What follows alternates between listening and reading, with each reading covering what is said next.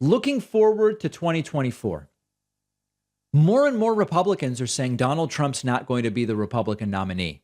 Now, I'm able to find no data that points that way, but let's take it a step at a time, as I like to do, and start with the claims that are being made. There's an article on The Hill from this morning. Growing number of Republicans say Trump won't be the Republican nominee. Former Speaker Paul Ryan, former Florida Governor Jeb Bush, former Vice President Mike Pence in recent days each indicated they'd rather see someone else on the ballot in the next presidential election. Some of the most outspoken figures, like Ryan, Bush, and Congresswoman Liz Cheney, are no longer standard bearers of the party, which has been taken over by Trump. Exactly. But they still carry large megaphones. Their concerns about another Trump candidacy combined with polls showing many voters are ready to move on illustrate how Trump's viability as a candidate could shape how the primary comes into focus. Former House Speaker Newt Gingrich said some people like Trump and some people don't like Trump. He's the most dominant single figure in the party, and that's a fact. We played the clip a few days ago of Mike Pence saying, well, there might be somebody else I'd prefer more when he was asked about supporting Trump in 24. Pence may be planning to run himself. Paul Ryan, speaking about 24, says, I think Trump's unelectability will be palpable by then. We all know he will lose, or let me put it this way. We all know he's much more likely to lose the White House than anybody else running for president on our side of the aisle. So why would we want to go with that? And then you could find other people. Joe O'Dea, the Republican Senate candidate in Colorado, says, I don't think Trump should run again. Mitch McConnell has kind of played coy with it. Lindsey Graham says, we have a pretty good chance with Trump running, but pretty good chance isn't necessarily the best thing. So the most important question is, how are they going to stop him if he runs? They can barely stand up to him now, and he's not even running for anything. Do we really imagine them standing up to Trump after he announces? Not really. Do we imagine them standing up to Trump after he survives longer than a few other candidates who start to drop out and the support consolidates around Trump the way we saw it in 2016? I don't know that I see it. And most importantly, look at the polling data that we have.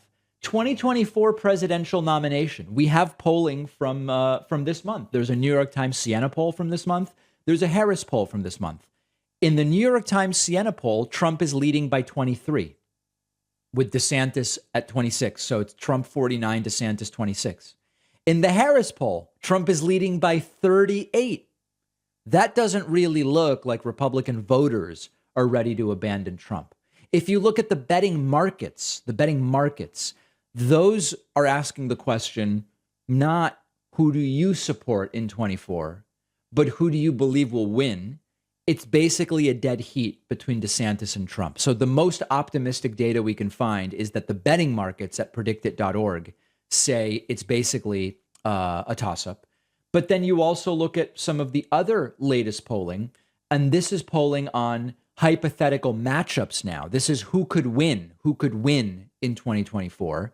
There is an argument maybe for someone other than Trump, because you look at recent polling, Emerson College says if the race were today, Biden beats Trump by 3. Yahoo News, if the race is today, Biden beats Trump by 2. So the best case would be there isn't great polling for Trump winning in a rematch, but it is very early. And there's almost 12 to 14% undecided when you poll people today. Part of me wants Trump to run because there's a real chance that DeSantis would fare better against the eventual Democratic nominee.